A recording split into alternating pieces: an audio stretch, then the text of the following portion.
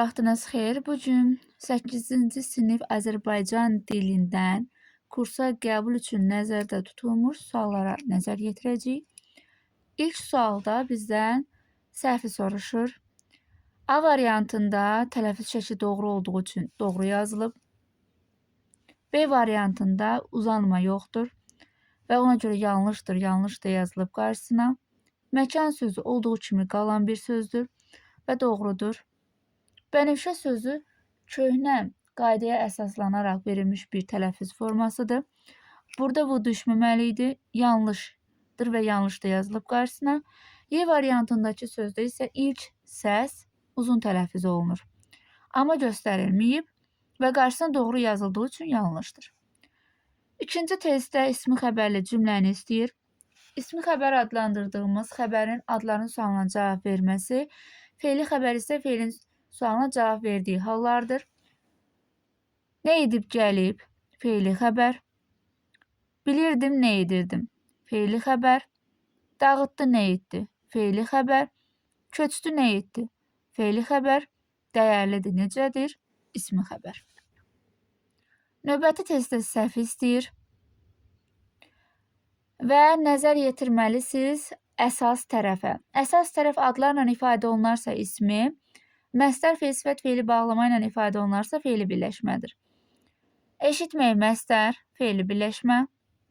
Üz, isim, ismi birləşmə. Dərmək, məstər fe'li birləşmə. Uğur, isim, ismi birləşmə. Danışa bilmək. Matmək məstəri görüb aldanmırıq. Çünki biz qeyd etmişik ki, ol, et, bil və qıl. Bu ifadələr vasitəsilə yaranmış sözlər mürəkkəb fe'ildir sadəcə. Yəni, bu söz birləşməsi deyil. Danışa bilmək sadəcə quruluşca mürəkkəb bir fe'ildir. Söz birləşməsi deyil. Ona görə cavab Y variantı olacaq. Kənd sözü hansı cümlədə yiyəlik haldadır? Yiyəlik halın şəkilçisini yəqin ki bilirik. In üstü 4-dür. A variantında kəndin xoşuma gəldi, çox xoşuma gəldi. Burada qarşısına sənin ifadəsi artırıla bilir. Yəni, sənin kəndin çox xoşuma gəldi deyə bildiyim üçün bu mənsubiyyətdir. Əgər sözün tərkibində yalnız mənsubiyyət varsa, o adlı haldadır. A variantı olmayacaq. Kəndi abadlaşdırmaq lazımdır. Bu təsirli halın şəkilçisidir. Atırıq. Kəndin səfalı yerdədir. Sənin kəndin rahatlıqla deyə bilirik. Deməli, mənsubiyyətdir və söz adlı haldadır. Kəndə getməyə hazırlaşırıq, yönlük haldadır. Kəndin evləri çox səliqəli və gözəldir. Söhbət burada evdən gedir. Bu ev hara məxsusdur? Kəndə. Və yiyəliyin mənsubiyyəti evləri sözündə göstərilir. Deməli, cavab Y variantı olacaq. Düzəltmə isim istəyir. Dağıntı sadə sözdür. Dülgər sadə sözdür. Yarğan sözü yarmaqdan əmələ gəlib. Leksik şəkilçi var. Ona görə cavab C olacaq. Böyürtkən sadə sözdür. Bilək sadə sözdür. Getdi. Deməli, cavab C oldu. Frazoloji birləşmənin izahı yanlış verilmişdir. Baxaq görək hansıdır. Hirsi başına vurmaq əsəbləşməkdir, amma burada şübhələnmək yazıb. Deməli, yanlışdır. Özündən çıxmaqda əsəbləşməkdir, düzdür. Gözün odunu almaq qorxutmaqdır, düzdür. Dilotu yemək çox danışmaqdır, düzdür. Əldən düşmək yorulmaqdır, düzdür. Cavab ona görə A variantı olacaq. Növbəti testdə bizdən təyini sifətlə ifadə olunmağı tələb edir.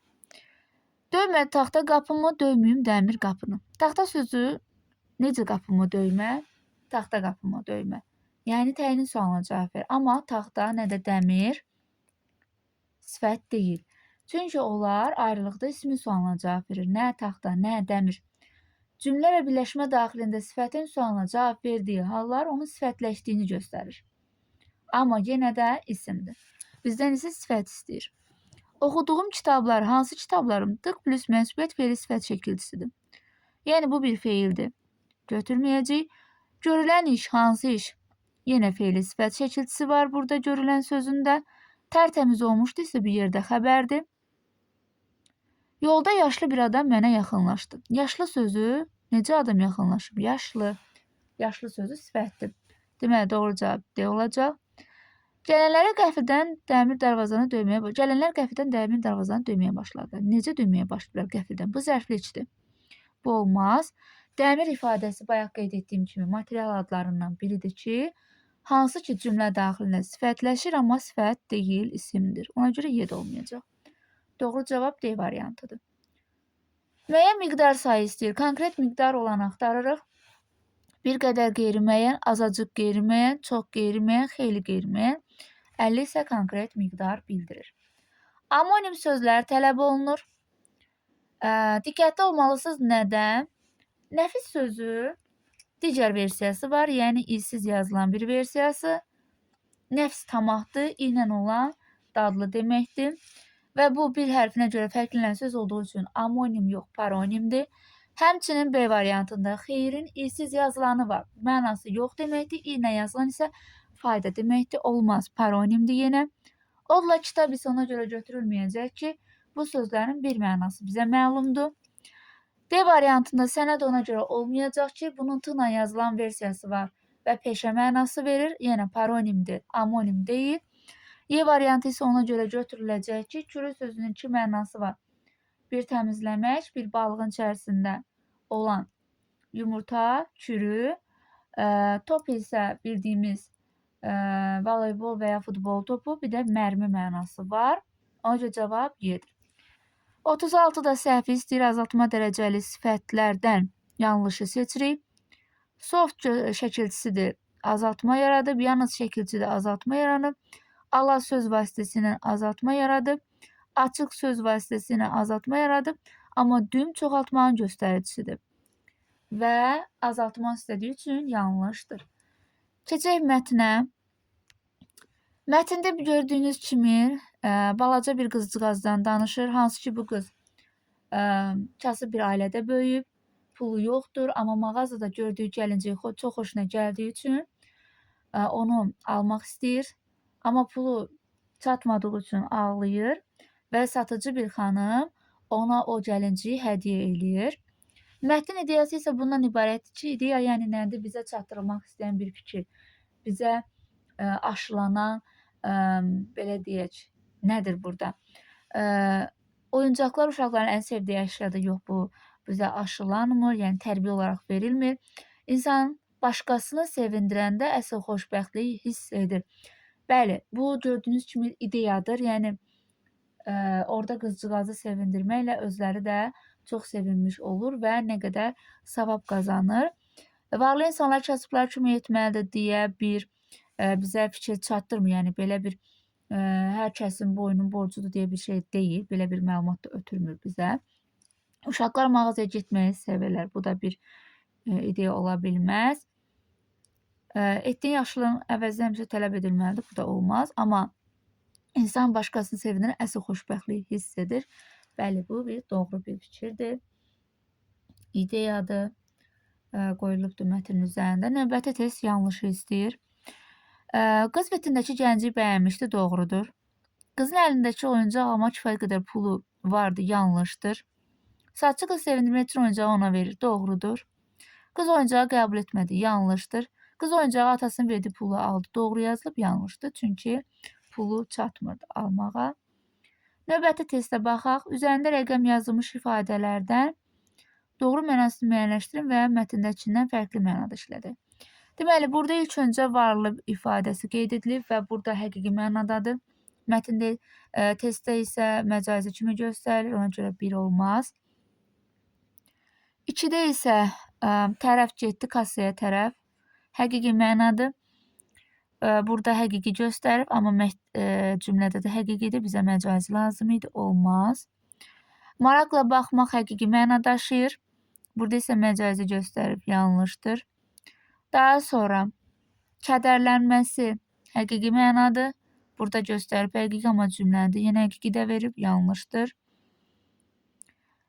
5-də isə ən böyük xoşbəxtlik məcazidir və evimin salonu xeyli böyük idi. Burada isə həqiqi məna daşıyır, ona görə cavab 5 olacaq. Mətndə tünd qara verilmiş söz başını buladı. Sakitcə başını bulamaq, yəni pulun yetməyəcəyini yox mənası ifadə edir və burada özünü göstərir. Razılaşmaq yox. Dərya qəm dərəsinə batmaq yox, imzalamaq yox, bilməyəcəkdir. Yox, amma konfetə uzatdığını gördü, xeyr dedi. Bu tam olaraq uyğun gəlir. B variantı. Növbəti testi keçid eləyək.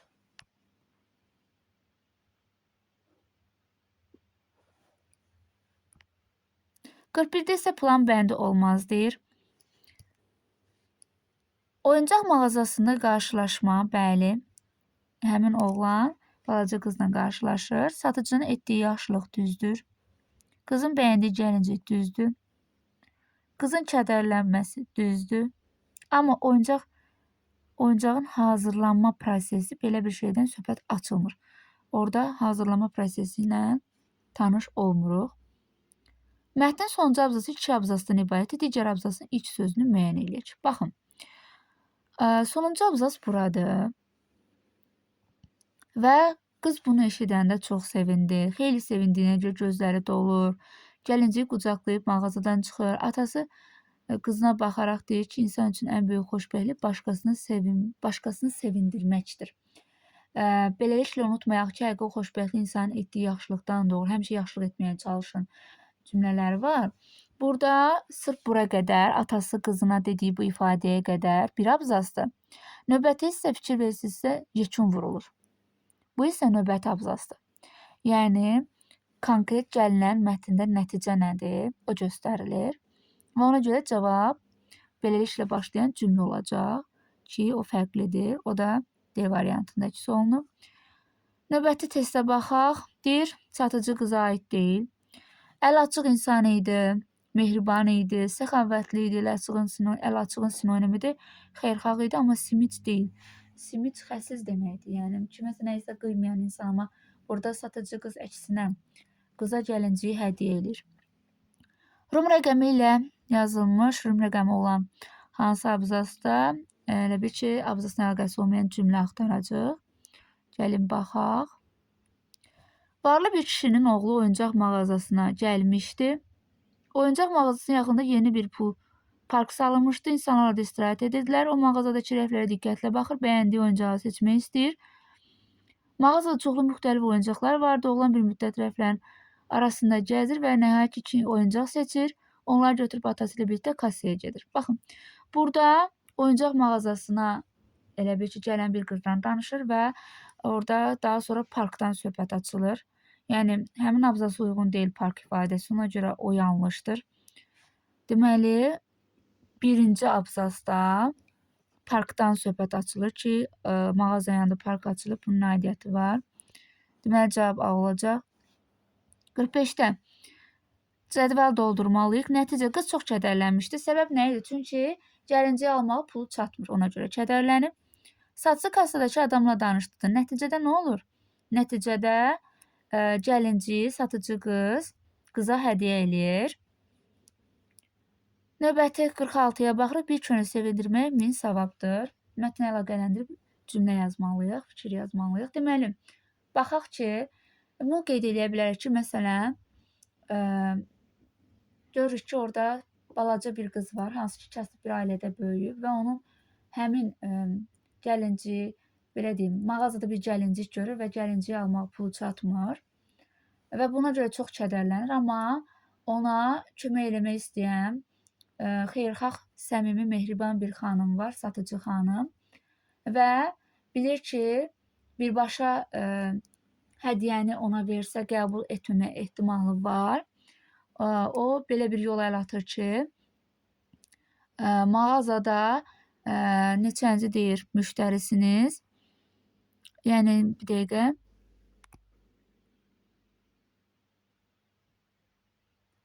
qıza gəldi və dedi ki, 1000-ci müştərisiz. Baxın, yəni belə bir yol əl atır. Bilir ki, yəni qızın birdən-birə oyuncağı qəbul etməmə ehtimalı var və atasının da həmçinin. Ona görə 1000-ci müştərisiz və 1000-ci müştəriyə biz hədiyyə veririk deyə bir fikir irəli sürür və hədiyyəni, gəlinciyi qıza uzadır. Qız da bunu görəndə çox sevinir və qızın nə qədər sevindiyini şahid oluruq. Kasıb bir ailədə böyüyən, imkana çatmayan bir qızın nə qədər sevindiyini şahid oluruq. Bu fikirləri ümumiləşdirərək mətnlə əlaqələndirib yazmağınız mümkündür. Digər mətnə keçid eləyək. Burada da dinamitin ixtirasından danışılır. Alfred Nobel belə bir ixtira edir gördüyümüz kimi. Mətnin əsas ideyası nədir? Partlayıcı maddələr insaniyyətinə ancaq fayda verir. Yanlış fikirdir, çünki onun zərərini də görürük mətndə. İxtiralar həm faydalı, həm də zərərli nəticələr verə bilər. Alimin əsas məqsədi insanlığa xidmət etməkdir. Bəli, bunu oxuduğumuz mətndə yəni bizə aydın olur ki, həqiqətən də o əslində insanlara kömək etmək, onlara olan işini asanlaşdırmağa çalışır, amma bilmirdi ki, insanlar bunu mənfi hallar üçün də istifadə edə bilər. Amma əsas məqsəd onun fikri, istəyi o idi ki, insanlığa xidmət eləsin. Ona görə cavab B olaraq götürüləcək. Hansı mətndə yoxdur? Tikinti işlərində istifadə oluna bilər, bəli. Müharibədə istifadə edilib, düzdür. Öz sərvətini fonda bağışlayıb, düzdür. Tənqidi fikir yazılmışdır mətndə, düzdür. Daha doğrusu qəzetdə, düzdür. Uşaqlıqda yazıçı olmaq istəyib, bu barədə heç bir məlumat almadığımız üçün yanlış olacaq. Hansı nəticəyə gəlmək olar? Hər bir ixtira təhlükəlidir, yanlışdır. Təhlükəsiz olan ixtiralar da var. Müharibə elminin inkişafına səbəb olur, yanlışdır. İxtiralar yalnız yaxşı məqsədlər üçün istifadə olunur, yanlışdır. İnsanlar ixtira nəticələri haqqında düşünməlidir. Bəli, mən əgər bir şey kəşf etmək, yaratmaq, insanlığa xeyir vermək istəyirəmsə, bunun nəticəsi mütləq diqqətli yanaşmalıyam. Çünki mənfi hallar da yaşana bilər və insanlar yəni bundan istifadə edib digər insanlara ziyan verməməlidir. Mətndə cavab olmayan sual axtaracaq. Hansı sahə üzrə təcrübə aparırdı? Burada qeyd edirəm. Partlayıcı maddələr üzrə.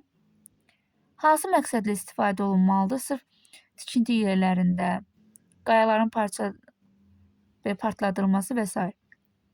Hansı səbəbdən qardaşı həlak oldu? Burada təhlükə baş verir təcrübə zamanı və qardaşı həlak olur. Niyə öz sərvətini fonda bağışladı? Çünki qəzetdə onun haqqında tənqidi fikirlər yazmışdı və belə deyək, bir növ özünü bağışlatmağa çalışırdı ki, müəyyən qədər insanlara yararı toxunmuş olsun. Hardan anadan olması ilə bağlı məlumat yoxdur. Bir dənə onu bilir ki, kimyaçı ailəsində dünyaya göz açıb. Rum rəqəmləri ilə fərqləndirilmiş hansı cümlə abzasla əlaqəsi yoxdur.